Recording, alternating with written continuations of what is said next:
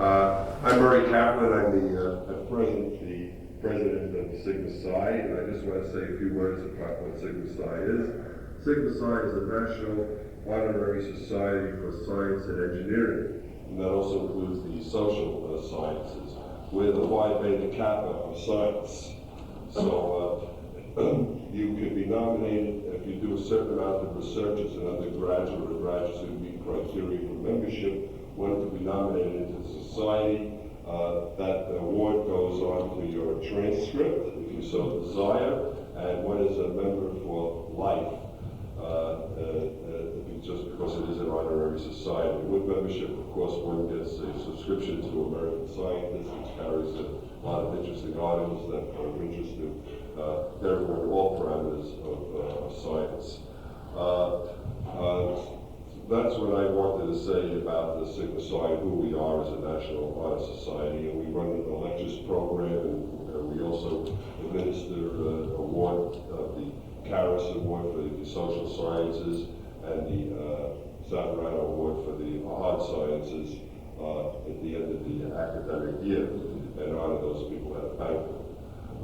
And then new inductees also. I'm going to turn the program over to Dr. Jalen Jain, who's president-elect of the ISU Sigma Psi, a chaplain who will introduce and run the program for this evening.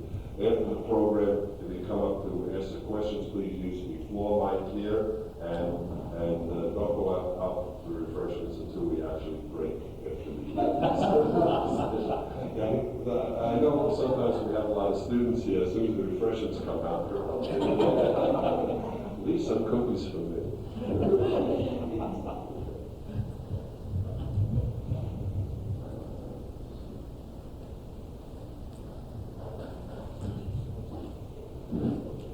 Welcome to the Sigma Psi spring lecture. And with great pleasure, I introduce today's speaker, Dr. Michael Whiteford. Dr. Whiteford is a professor in anthropology and interim dean for the College of Liberal Arts and Science. I'm trying to say LAS. Okay, so I'm glad to see we have this tough scientist coming at this cold evening, and so we are all here looking forward to an exciting talk. And Dr. Whiteford is working on alternative curing practices and the healthcare decision-making process. And so he has been all over Central and South America, including Colombia, Costa Rica, Guatemala, Honduras, and Mexico. And so his research is in medical anthropology. And I just learned during dinner time that almost the whole family of Dr. Whiteford is in anthropology. So he has edited together with his brother, and his son is also a PhD in anthropology. So I think this must run in the family. And so today's the title is a long title, and so I make sure that I read it through right. Medical pluralism.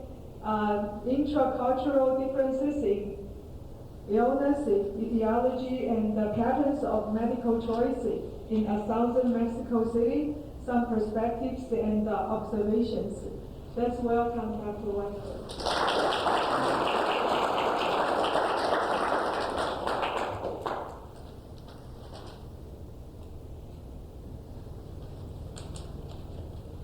Well, good evening. Let me get wired up very quickly. I'm delighted to be here for the spring meeting. Who would have thought? And I apologize for such a long title. I must have been feeling particularly energetic that day. In fact, the title probably has more than I'll say. So I'll start to take questions right now. What I want to do tonight is actually tell you a couple of stories, and to try to weave this into sort of a long ethnographic narrative, and then break for refreshments and take a few questions. In the cool of the early morning, Maria Valdenevro shakes off the morning chill as she chats with her neighbors. A couple of roosters are engaged in a dueling contest, and the crowing prompts a braying response from Antonio Pirimur's aging donkey that otherwise is hobbled and patiently waiting for his master to unload hemp sacks of charcoal that they've just brought down from the hills. Maria is waiting for the bus that will take her from her home in a working-class neighborhood on the north side of the city of Oaxaca to the large Abastos market. One of Maria's children is not feeling well, and Senora Valdenevro is going to visit a tisatera, an herbalist who operates a stall in the market, to get a botanical remedy for her daughter's raspy throat. She suspects that she will be told to prepare a tea from yerba buena or manzanilla, materials that she can get in the market and remedies which have produced successful results in the past. But she will refer to the herbalist's good judgment. The tisatera will know. Maria does not think the illness is serious, but notes that if her daughter is not better in a couple of days, she will take the child to the Ministry of Health's hospital in the center of town. She does not relish this prospect, as the waits are long and the treatment is frequently handled in a curt, brusque, and impersonal fashion. In another area of the neighborhood, Francisca Hernandez is checking on her sleeping toddler, Jose. The cough he had the previous day seems to have gone and the child is sleeping soundly. Francisca notes that later in the day, she will need to stop by one of the pharmacies in town to pick up a disposable syringe and another vial of penicillin, like the type her neighbor, Moncha Caicedo, had recommended. Doña Moncha is known throughout the barrio as a very knowledgeable curer. She is a specialist in giving injections and administering sueros, elixirs of various kinds. From carefully studying the irises, she has diagnosed Jose's particular type of catarro, or cough, and recommended the injectable remedy. 2 visits to Doña Moncha would be all that's necessary. While all of this is going on, sounds like Ames in the winter, Ignacio Gonzalez is gingerly getting out of bed. Several days before, he had tripped down some stairs at work and had wrenched his right ankle. Thinking he only had a sprain, Ignacio has gone 3 times to a sobador, someone who cures through massage, for treatment. The ankle does not seem to be getting much better, and Senor Gonzalez is now convinced he had better see a physician at the city's large Social Security hospital. Through his employer, Ignacio is eligible for this type of medical treatment. Ignacio, however, is not pleased at going to an allopata, an allopathic physician, that he's never seen before. Elsewhere in the barrio, Polonia Salcedo has just finished her breakfast, and now, facing a small altar in her living room, she lights a votive candle in front of a glass frame color drawing of the Virgin of Guadalupe and whispers a prayer of supplication. Because it is Tuesday, an auspicious day for curing and healing, she can plan on spending about 2 hours that afternoon at Sister Imelda. Sister Imelda is a spiritist, and Polonia, as she has for almost every Tuesday for the past year and a half, will go for a curing and a cleansing session in an effort to relieve the chronic rheumatism she's had in her shoulders. For years prior to seeing Sister Imelda, she has seen a number of physicians without getting much relief. She feels her current treatment is quite satisfactory. And finally, this has been a difficult time for Rosalina Zamboni. A woman in her late 30s, she has recently moved to the barrio with 2 of her teenage children and her 3-year-old son, Francisco. They have come from Ixtepeje, an indigenous Zapotec community in the Sierra. While her children speak good Spanish, Rosalina is very uncomfortable with the language. And although they are staying with relatives from Ixtepeje, she is overwhelmed by the move to the city. But her biggest concern is with Francisco, who has not been feeling well for the past few days and has had vomiting and continual diarrhea. Rosalina's sister-in-law, Aureliana, with whom she is staying, thinks the children has the evil eye, and both women suspect they know the neighbor who is responsible. They both know that this type of illness is not recognized by physicians in the city, and that evil eye is a malady that will not respond to Western medicine.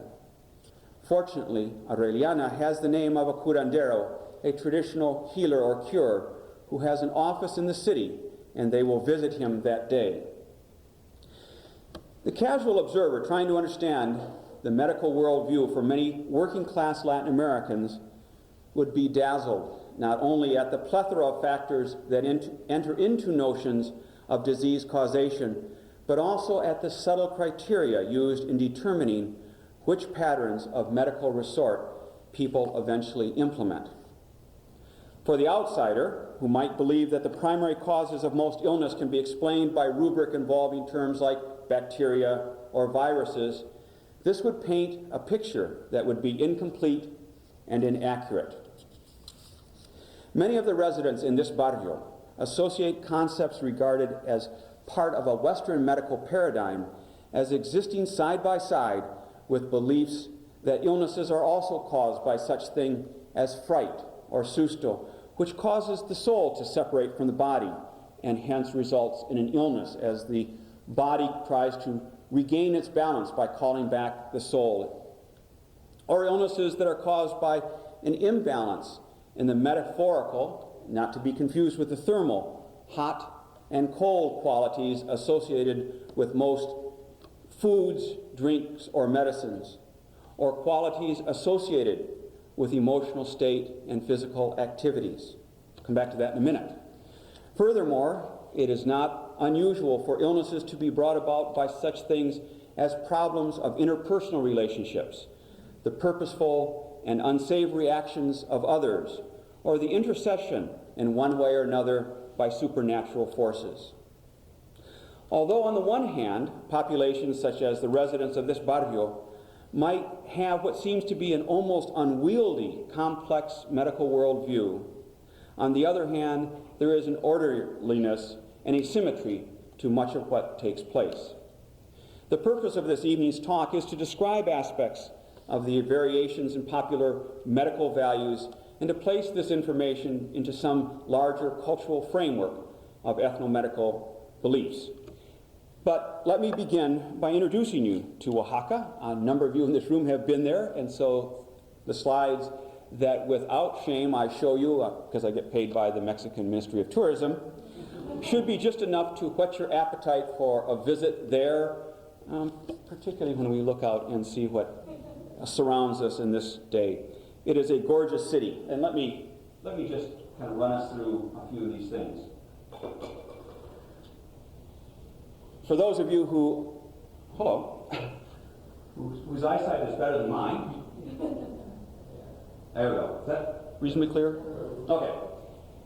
Oaxaca, one of the two southernmost states of Mexico. An interesting state, and Ricardo Salvador's home state. So in a moment or two, I'm going to pass the microphone to him, and he will take over and talk about the city of Oaxaca. In any event, let's see. The state of Oaxaca, and like many Mexican cities, the state and the capital of the state go by the same name. What is particularly interesting about Oaxaca, and there are a number of things, is that urban life in the Valley of Oaxaca has existed for almost 2,500 years. And for more than a millennium, the paramount city of the region was Monte Alban, which at its zenith probably had somewhere between 25 and 50,000 inhabitants. It also possessed an elaborate religious hierarchy with the pantheon of deities and a complex social organization that extended its influence well beyond the borders of the entire region. This is a ballpark and a ball court. Slide I took many, many years ago, but the city of Oaxaca is behind it. It is a wonderful example of pre-classic and classic archaeology in the southern part of Mexico. And here we see the city of Oaxaca. When the Spanish conquistador Hernán Cortés arrived in the region of where the city of Oaxaca is today, he encountered a whole region where cities and their accompanying complex systems of social organization had existed at a time when most of the Iberian Peninsula boasted of nothing more than wattle and daub villages. Today, the city is dominated by, the area is dominated by the city of Oaxaca, home to more than 300,000 inhabitants, and as I said, the capital of the state by the same name. One of the largest indigenous populations in the country reside in Oaxaca, and it is also one of the nation's poorest states.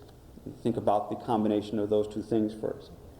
Oaxaca is a fascinating and gorgeous city in many, many respects. Plays a very important and very proud role in the history of southern Mexico. And for much of Mexico's history, this gorgeous colonial city has felt neglected. In fact, at one point during the strife of the Mexican Revolution in the 20th century, the state declared independence from Mexico, an activity that wasn't really recognized in Mexico City, and after some period of time when nobody really did anything, they said, well, okay, that was not a very good move, and sort of declared that they were back in the system. For those of you who have been to Oaxaca, you know that it is essentially an agricultural state, although today the city of Oaxaca is known internationally for its woven goods, its painted animal and dragon lacquered figures, its black pottery, and its many fascinating archaeological sites. 20 or 30 inside of a church, 20 or 30 years ago, Oaxaca, the first time visitor to Oaxaca probably was almost overwhelmed at the Baroque architecture and the colonial and stately sort of presence of the churches and the public buildings, particularly in the center of town. An extremely picturesque colonial appearance reminded people who have traveled around of such urban areas as Guanajuato or Querétaro, Mexico, or Popayan, Colombia, or Antigua, Guatemala, cities of adobe walls and carefully sculpted stone fronts of churches, where the tile roofs and the flora combinations of flaming red and purple bougainvilleas help to convey an impression of cities where time stood still. This is no longer the case, of course, in Oaxaca. The flood of tourists, mainly Mexican, but with ever-increasing numbers of North Americans and Europeans, have changed the tenor of the heart of the city.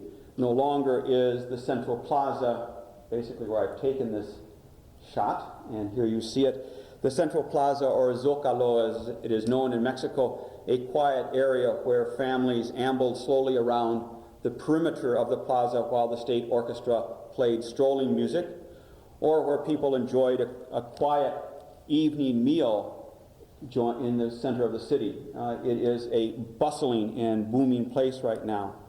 And the city has grown in leaps and bounds. It is today a city of migrants, with residents coming primarily from rural parts of the state, and for that matter, the state to its immediate south, the state of Chiapas. It is within this context that we're going to talk a little bit about medical anthropology and disease things.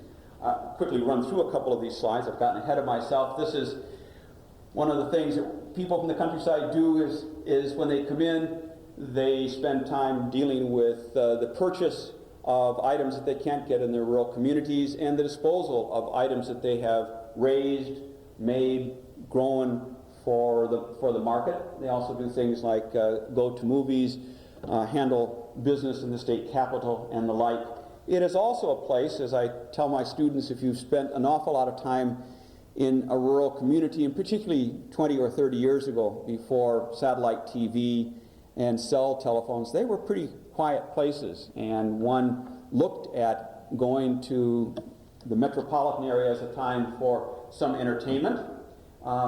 Again, this is a little bit light, but this is sort of a legal scribe in this edge of the market. These fellows probably now have computers with laser printers, but this was taken a couple of years ago when you had papel sellado, or official-looking paper, and you would have decrees and declarations typed up. They would be signed with flourish and stamps and various other things that would allow you then to embark on all kinds of important legal or paralegal activities.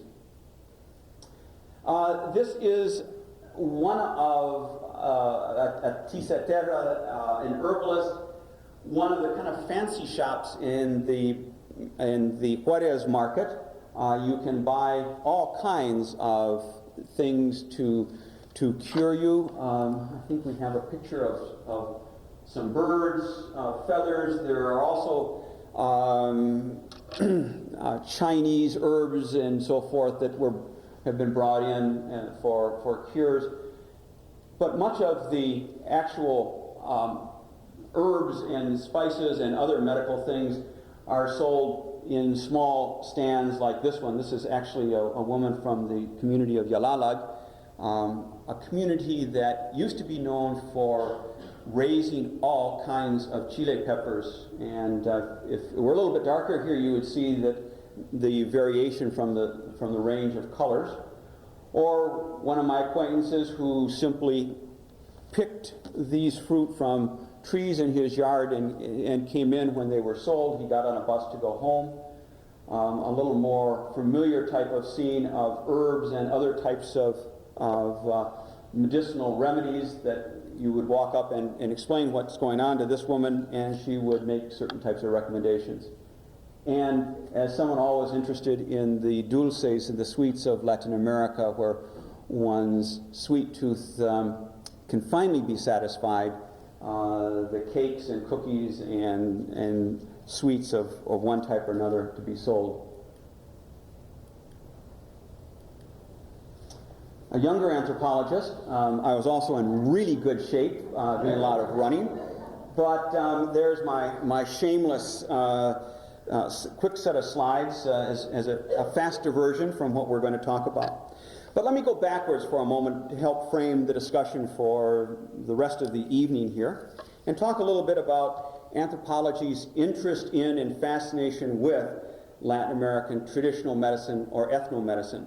This interest goes back well over half a century, and for most of the second half of the 20th century, every ethnography that you picked up, every community study that anthropologists wrote had a chapter on curing. Sometimes it was stuck between the chapter on agriculture and the chapter on religion, because all of these things sort of intersected in a very holistic and a very logical and natural fashion.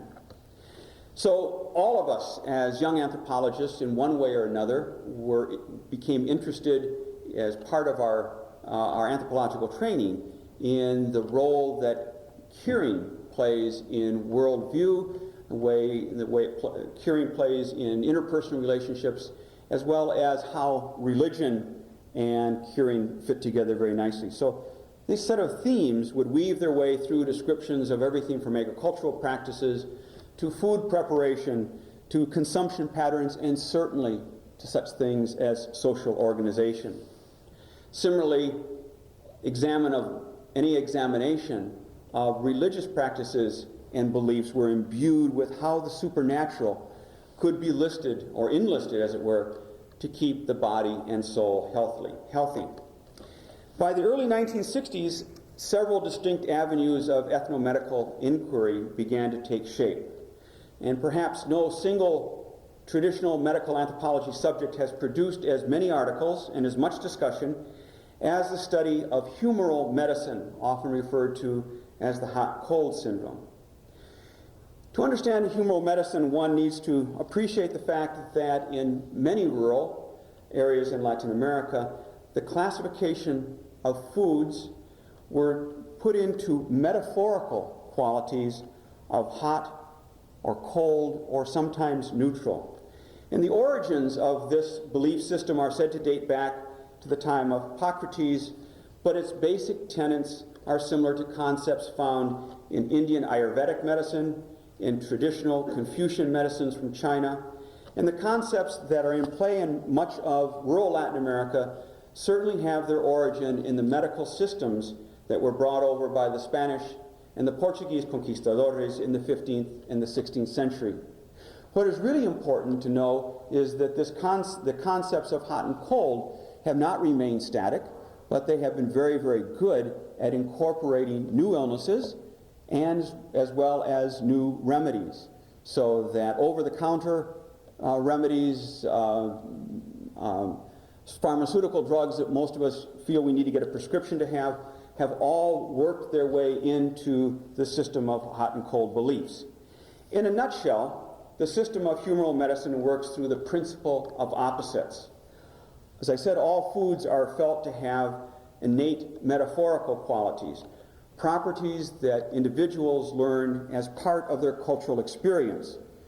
And the idea is that people strive to obtain some sort of balance between hot and cold items in their diet. I've talked to my students, and I see young Betsy here, as we've talked about in the United States, when people talk about balanced diets, and I realize that there maybe is no such thing as a balanced diet. I heard about the Atkins diet tonight. One of my sons for a while was on eating peanut butter and tuna fish and maintained that this was a wonderful diet until his mother finally said, enough of this. But if we, somewhere in the back of our mind, have this notion that a well-balanced diet should consist of leafy green vegetables and assortment of other things in the food population or the food pyramid, in much of rural Latin America, the idea is that a good diet is one that is balanced. It consists of foods that are felt to have hot qualities and foods that are to have cold qualities. And as I said, these are metaphorical qualities that may or may not be related to the actual thermal qualities. So that the underlying philosophy is predicated on the belief that good health is something that depends on maintaining a dynamic equilibrium in terms of consumption of ingested items, as well as maintaining a balance in many other aspects of livelihood.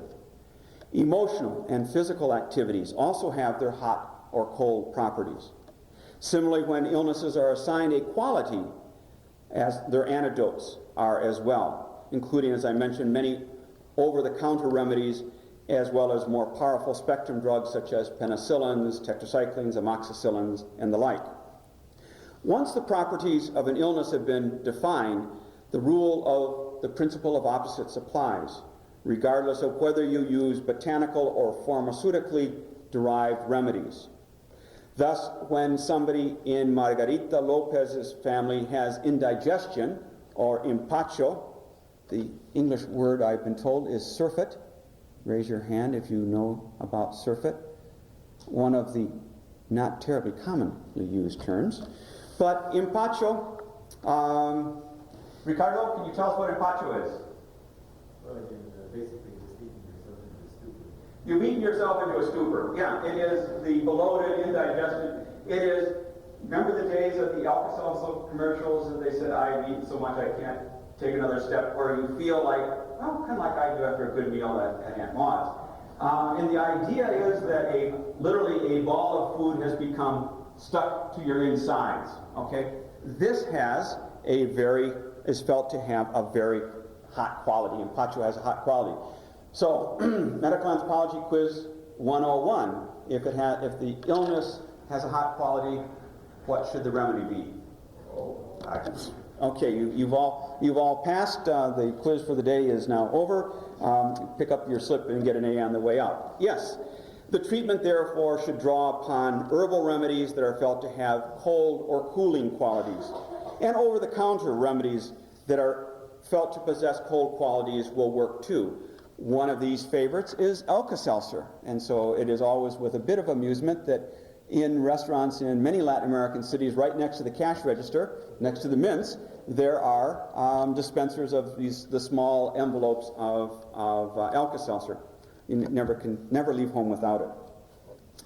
But another anthropological focus of ethnomedicine has looked at practitioners, because historically the population studied by anthropologists often had views about disease causation that were somewhat at variance with the more urban-based and cosmopolitan belief systems, or because these populations did not have direct or easy access to Western allopathic medical facilities and institutions, anthropologists have tended to focus their attention on more traditional or local level providers of health care. And who are these practitioners? Thought we could do a little bit of list. I mean, everybody's passed the Empacho 101 quiz. We'll look at some other things. Similar to probably what occurred in this country a generation or two ago, many families have their own very savvy diagnosticians. Often this is a female, as in many parts of the world, they are the ones who, for one reason or another, tend to take health and health care a little more seriously than males. But many ailments are treated with homegrown medicinal plants. The backyard is the drugstore. Whether things come from the garden or are found in their feral state, people walk out and they are able to identify not only things that they have planted, and sometimes planted in little planters that hang on the window ledges, but also walk with some of these knowledgeable women as they go through just down the side of the road, and they'll point out things and say, this root is very good for thus, and so try the flower of this in a tea. Use these leaves if you've soaked them as a compress for one thing or another. So many families have ready access to healing plants that are grown and are acknowledged to have very important medicinal properties. So teas or poultices are easily prepared for internal or any type of topical problem. Treatment will often and simultaneously involve petitions to the supernatural through prayer, the lighting of votive candles, or through other efforts to engage the supernatural. So we begin to use at least 2 or 3 things at times simultaneously to deal with illness. When the situation requires consultation outside of the family, rarely does one have to go very far. Every community seems to have people knowledgeable in diagnosing illnesses and prescribing remedies. They might range from the elderly woman next door, who from years of observing and practice possesses almost unsurpassed knowledge of the local botanical pharmacopoeia. Or it might be the person down the street who for a small fee will give injections of antibiotics without necessarily having any practical training in the use and dispensation of these medicines. In addition to non-specialists, there is a range of full and part-time medical practitioners. These are individuals acknowledged as possessing more than normal expertise and power in identifying causes of illness and how to bring about cures. Sometimes they operate, literally and figuratively, out of a room in their homes, or others might have offices that resemble small clinics. As a generic group, they may be referred to as curanderos or cures, although often they specialize, such as yerberos or herbalists who really specialize in colds and respiratory ailments, stomach disorders, by using botanical cures. Or hueseros, bone setters, who deal with fractures and dislocations of limbs and joints. I've never seen a leg set by a huesero, but I've watched shoulders and ankles be put back into their sockets with incredible skill and very strong hands, I might add. Or sobadores, masseuses, who can cure through massage. Espiritistas, spiritists or spiritualists invoke the supernatural to assist in a wide range of cures, from chronic ailments to broken hearts. The common denominator is the belief that all of these individuals, in addition to being able to cure many garden variety illnesses and ailments, often are felt to have the ability to cure individuals from maladies that are not recognized by Western medical practitioners as even existing. Illnesses felt not to respond to biomedical treatments are likely to include such things as the evil eye, an illness where a child becomes ill as a result of the covetous or envious glances or staring by another person. Or susto, that I mentioned a while ago, where it is felt that a severe fright literally causes the soul to separate from the body and to wander off. And the cure there is often one that results in having family and friends stand around and to call the soul back and to reattach it to the body. Or any one of a number of types of witchcraft that might cause asymptomatic illnesses, or more likely things like cankerous sores that simply refuse to heal. This is not to suggest that these practitioners are adverse to using over-the-counter or more powerful pharmaceuticals. These are employed often solely or in conjunction with other remedies. They're important because they can cure the symptoms, if not the malady itself. There's a second group of practitioners that are the formal representatives of the Western biomedical school of training.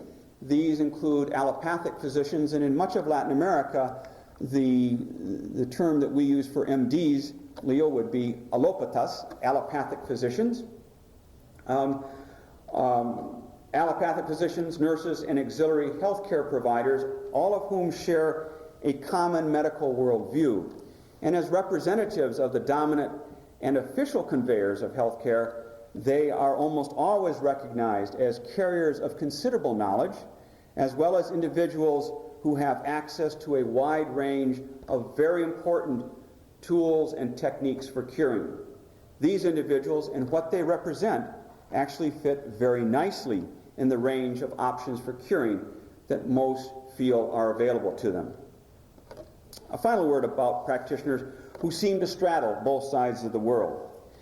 In contrast to their U.S. counterparts, Latin American physicians have considerable latitude in what they sell and what they can do without a physician's approval. And as a result, many pharmacists are very, very highly regarded and enjoy a robust following. In my work in Colombia as well as in Mexico, and talking to people about curing, you can find very quickly which drugstores and which pharmacists have very knowledgeable individuals in them. And you go in and you'll see down at one side a huge gaggle of people waiting to see Don Francisco or whoever the pharmacist is that enjoys this high range of regard. These individuals, excuse me, are, as I said, highly regarded because they are able to, in many ways, straddle Western medicine by their dispensation of both over-the-counter as well as prescription-based drugs, as well as an understanding of very often folk medical beliefs. Homeopathic physicians in Mexico at least go through the same medical school training as their allopathic colleagues. Instead of specializing, for example, in internal medicine, those individuals receive special training in homeopathy, a form of treatment developed by the German physician Samuel Hahnemann, and one that is based on the notion that the natural defenses of the body can be stimulated by treatments that produce the same symptoms as the malady itself. As part of the diagnosis and the treatment, the practitioner uses a substance that, if ingested in large quantities, would cause symptoms similar to those the complainant is experiencing. In order to reverse or to reduce the severity of the reaction, homeopathic healers reduce the dosage of the substance to extremely small, almost microscopic portions. One of the principles of homeopathy is the belief that an individual's health is regulated by a vital force or energy flow. In a healthy person, this vital force exists in a state of dynamic equilibrium. When the balance is upset, the individual becomes sick. Acupuncturists are a relatively new addition to the system of cures in much of Latin America. But acupuncturists, similar to what is taking place in the United States, are enjoying a considerable growth in popularity in many parts of Latin America, based on the explanatory model that vital energy, or qi, flows through invisible pathways or meridians in the body. The holistic and equilibrium aspect of this approach is increasingly attractive to many, particularly those seeking relief from chronic illnesses. So we begin to see a bit of a theme that emerges in terms of maintaining a balance or an equilibrium. And chiropractic medicine, proponents of naturalistic medicine, iridology, the study of health through the study of the iris of the eye, and many other options are regularly available to country and city dwellers alike. Several years ago, we simply did an inventory, visiting with people and asking them, reading off a list of types of cures that were available in the city of Oaxaca, and it was really incredible the number of options that people regularly used. In Latin America, and particularly in rural Latin America, the Western medical paradigm, based in large measure on a scientific model that is not necessarily accepted without qualification, and was never accepted with the same level of unwavering adherence or conviction as found in much of the United States. Perhaps in response to rising costs of health care, or the belief that allopathic medicine, in spite of impressive accomplishments, the eradication of smallpox comes to mind, leaves much to be desired in the minds of many. This has left many people somewhat disenchanted with the dominant model for explaining what causes illnesses and what courses of action exist for curing. For many Latin Americans, and particularly in the rural sectors, exploring various strategies for curing alternatives simultaneously, more options than one, wear your suspenders and belt at the same time, makes perfectly good sense. A friend of mine who was a medical anthropologist and worked in a children's hospital know that one of his greatest accomplishments was to convince hospital officials to allow cures from the community to work within the confines of that hospital. The cures would arrive and have discussion and dialogue with their Western-trained physicians about issues related to such things as susto or the evil eye. In some cases, families would arrive with children who were severely dehydrated, suffering from life-threatening diarrheas and vomiting. These families were absolutely convinced that the child might be suffering from evil eye, and knew that they would not be able to convince the attending physician that that was the root cause of the problem. So when you go in and the physician says, "What's wrong with you?" you can't say, "I think my child has evil eye," as you will be shown to the door. And what Carlos was able to do was to bring in local and respected curers who were able to deal with the root cause of the evil eye before turning the case over to the physician, who would then address the accompanying symptoms. Informal short courses to young physicians in Colombia and Mexico that I participated in has been very important in having these individuals who are getting set to spend their year of rural service in communities whose cultural practices are very, very different from the urban-based ones that they have grown up with. We would spend time saying, do mini ethnographies, understand how the local medical system works, get some understanding about how local notions of hot and cold work, understand how people diagnose illnesses, so that when somebody shows up and they say, "I have a stomach problem," and you say, "What do you think you might have?" and they give you an answer, don't respond by providing them with a medical alternative that would have the same quality as the illness they've described. If you've got options, pick one of those other options. They say, "Oh, Miguel, what a great idea." Has tended to work fairly well. Medical pluralism involves a lot of things and ultimately focuses on the strategies one employs for maintaining one's health. Often avenues for seeking cures are based on simple pragmatic decisions. Is this something that is serious? Is this an illness that is felt to respond to Western medicine? Is this something that might require that the imbalance be corrected?